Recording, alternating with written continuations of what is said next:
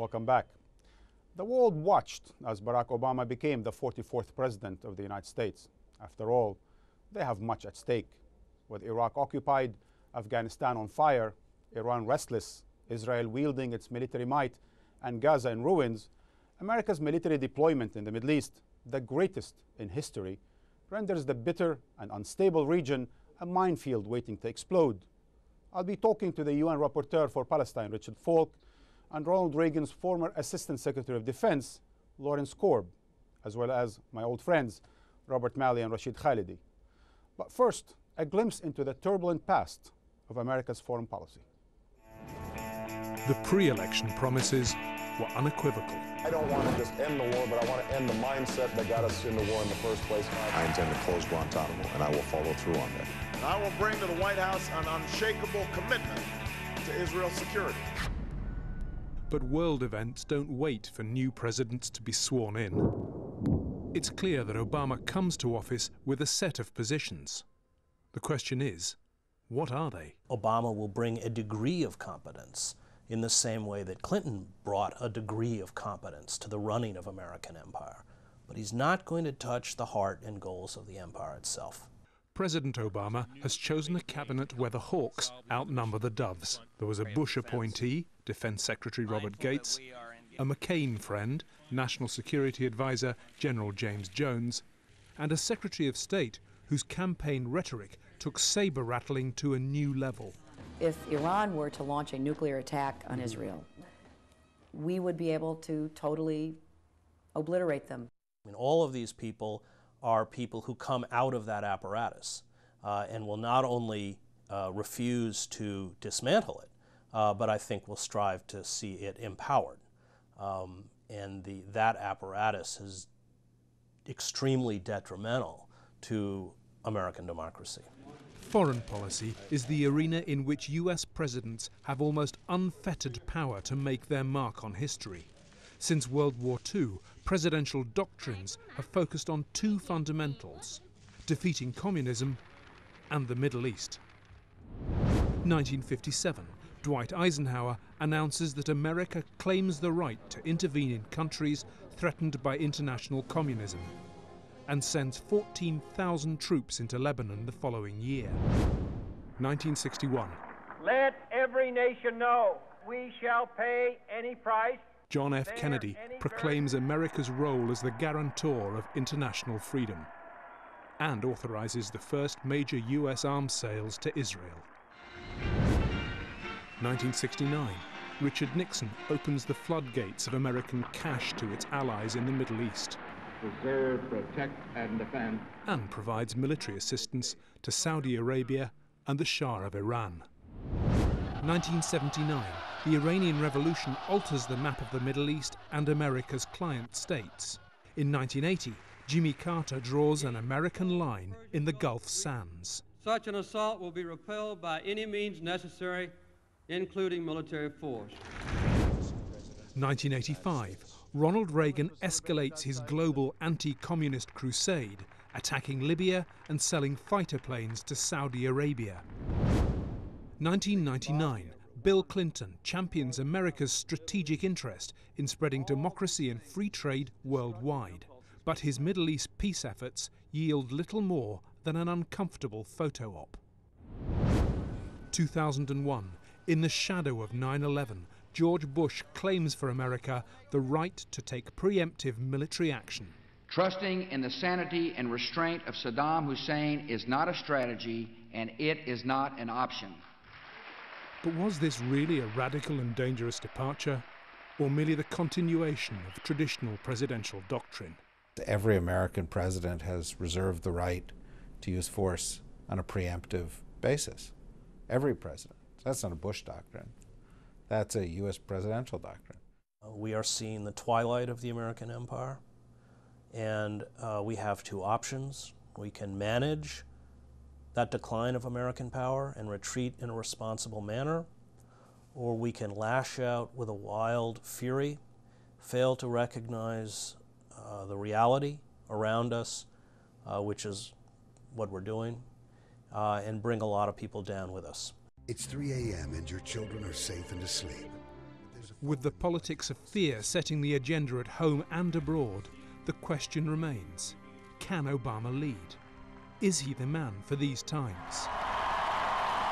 Meanwhile, the world waits to see if this new president represents a clean break from the past, or is he a new actor, repeating the same lines?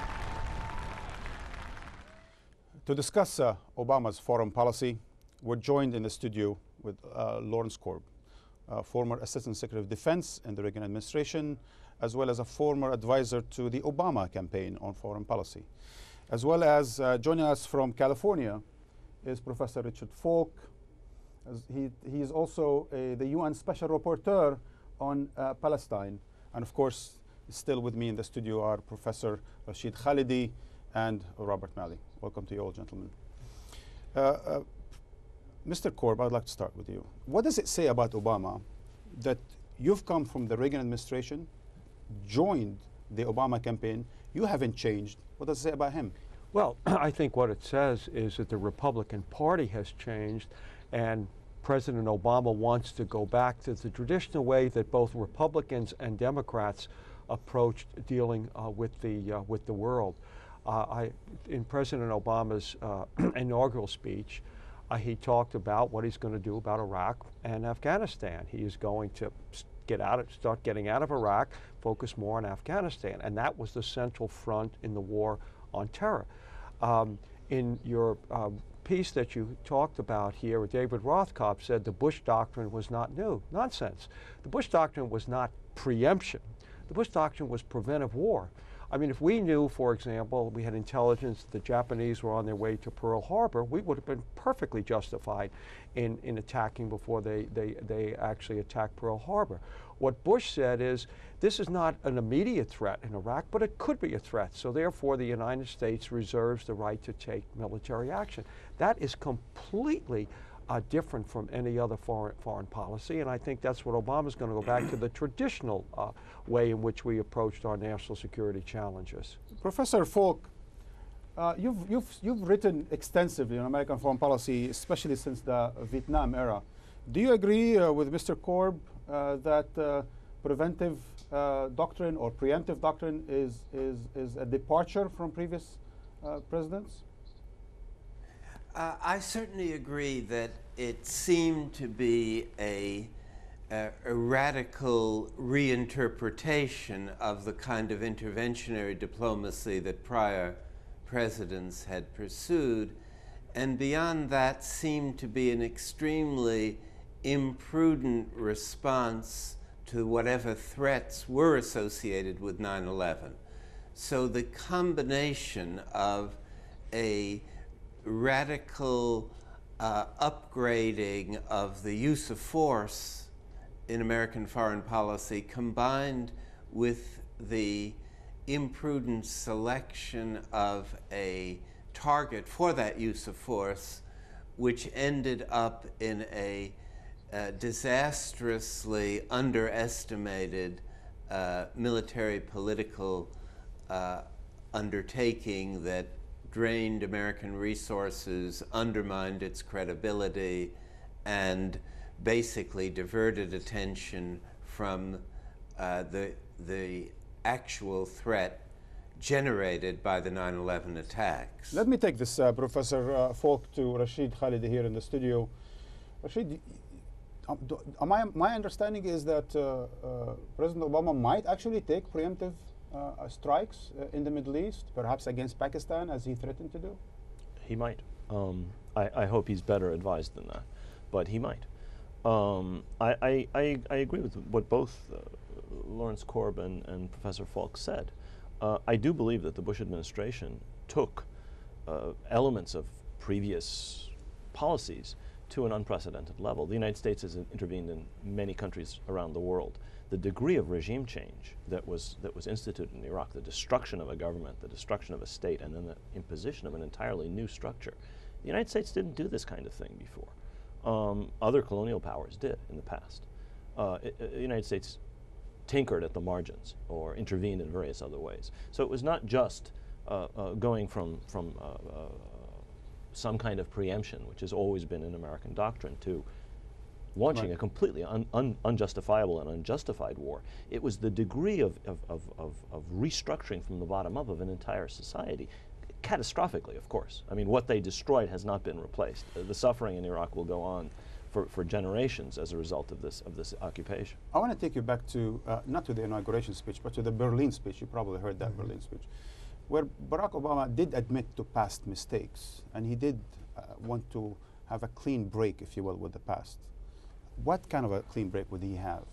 I mean, I think as we've just heard, the clean break is certainly from the Bush administration, and I would say, in terms of this debate, the question is not whether you put a label, is he for preventive or preemptive wars? It's whether you have the right calculation. How imminent is the threat? Are there other means of dealing with it, or is military the first resort?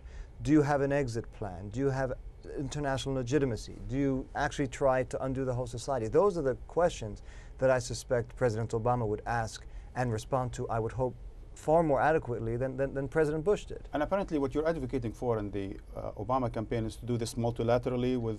Very, very definitely. Previous presidents, President I worked for, would always say if you had a problem, be multilateral if you can, unilateral only if you must.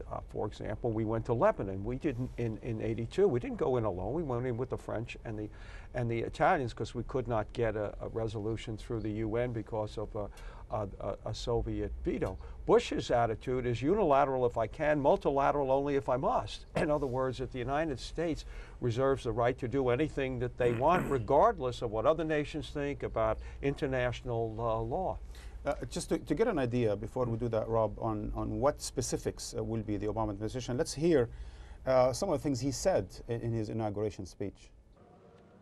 Our nation is at war against a far-reaching network of violence and hatred. We will not apologize for our way of life, nor will we waver in its defense. And for those who seek to advance their aims by inducing terror and slaughtering innocents, we say to you now that our spirit is stronger and cannot be broken. You cannot outlast us, and we will defeat you.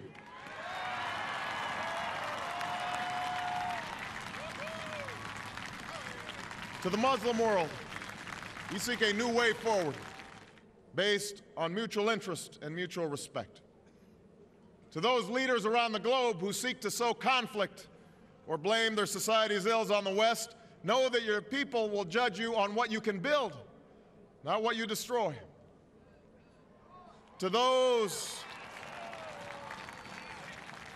who cling to power through corruption and deceit and the silencing of dissent, know that you are on the wrong side of history, but that we will extend a hand if you are willing to unclench your fist.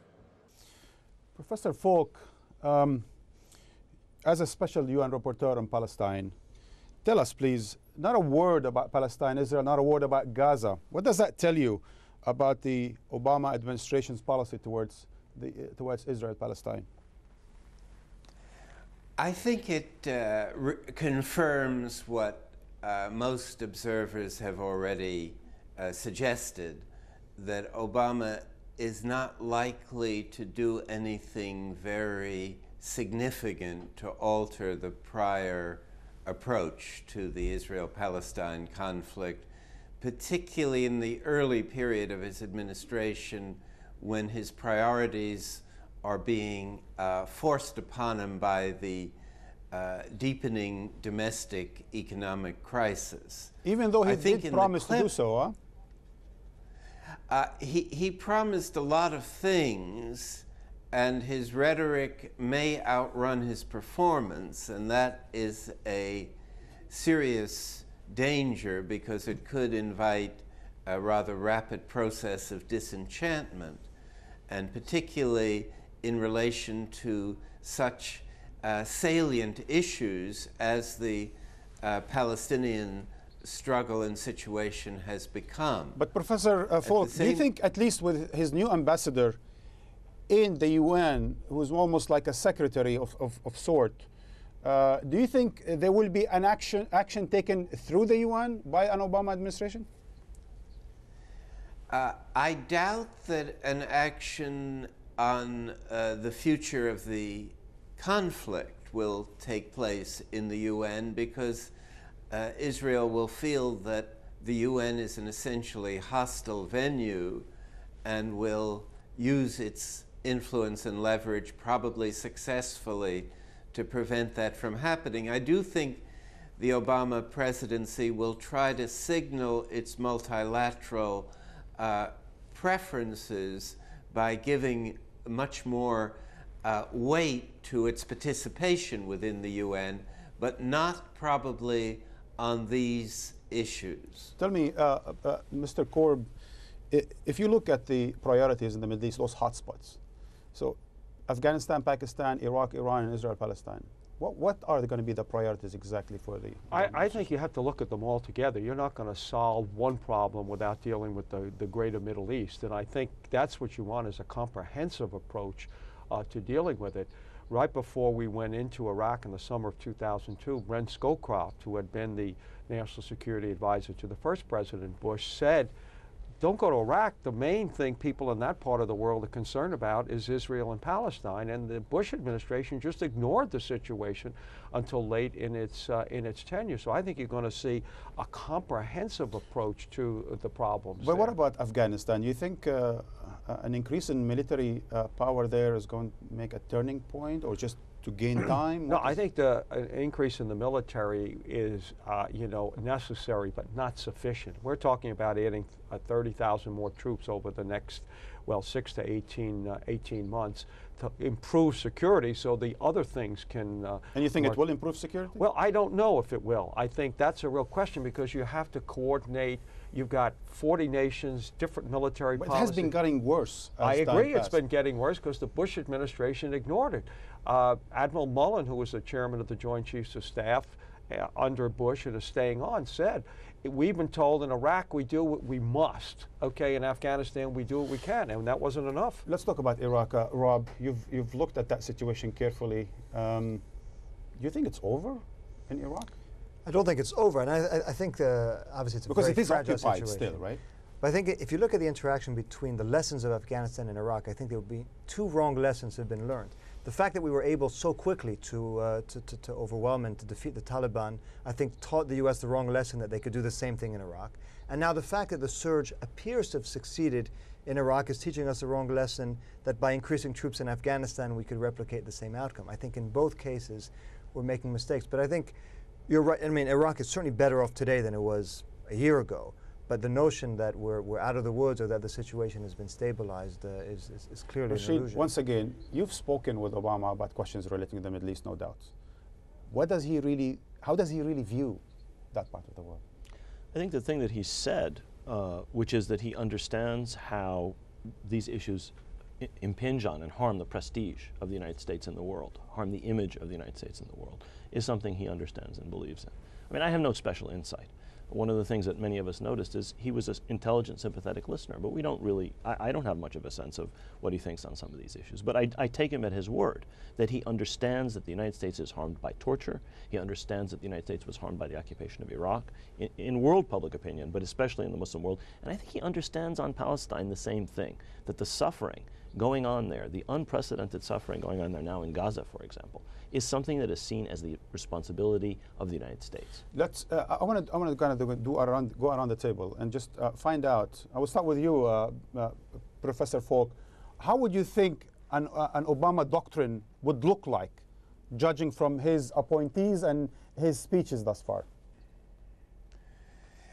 I think the most hopeful aspect of an Obama doctrine is to drop the rhetoric of a war on terror. And I believe that was the most important dog that didn't bark in the inaugural speech yesterday. Rashid, in one word, what would you think? Pragmatism and caution. This is a careful president who's just been elected. Rob? I think I agree with that. I think there'll also be engagement and a return to diplomacy, and the big challenge will be not whether we break, but whether we understand how much the region has changed, and that our old allies on the Palestinian side, on the Arab side, no longer have the capacity to deliver what they were once able to do. And that's the big challenge, to understand the changing realistic, pragmatic, and multilateral. We're actually moving from imperial presidency to the empirical presidency, perhaps? Yeah, hopefully. That's not bad. Hopefully. Gentlemen, thank you so much. And I'll be back with the last word. If President Obama seeks true change in foreign policy, what better place to start than the Middle East? Contrary to the claims of the former administration, Arabs and Muslims don't hate America, and certainly don't hate it for what it stands for. Rather, they too yearn for what Americans cherish most: freedom. Freedom from military occupations and oppression. But for half a century, starting in 1953, when the US helped overthrow a democratically elected Iranian government, right through to its 2003 war in Iraq, Washington has spearheaded numerous military interventions and proxy wars in the region. Every decade, Washington would demonize a regional figure and demand that people choose America's side, as though people had any real choice. In the late 1950s, it was Nasser of Egypt. In the late 60s, it was Arafat. The 1970s, Ayatollah Khomeini. The 80s, Saddam Hussein. And in the late 90s, Washington woke up to Osama bin Laden, long after Al-Qaeda had killed thousands of Arabs and Muslims. For the Middle East, to quote one of Obama's favorite authors, William Faulkner, the past is not dead. In fact, it's not even past. That's why the new president needs to make a clean break with half a century of costly military interventions and occupation in favor of the multilateral political engagement he long preached. Thank you for watching.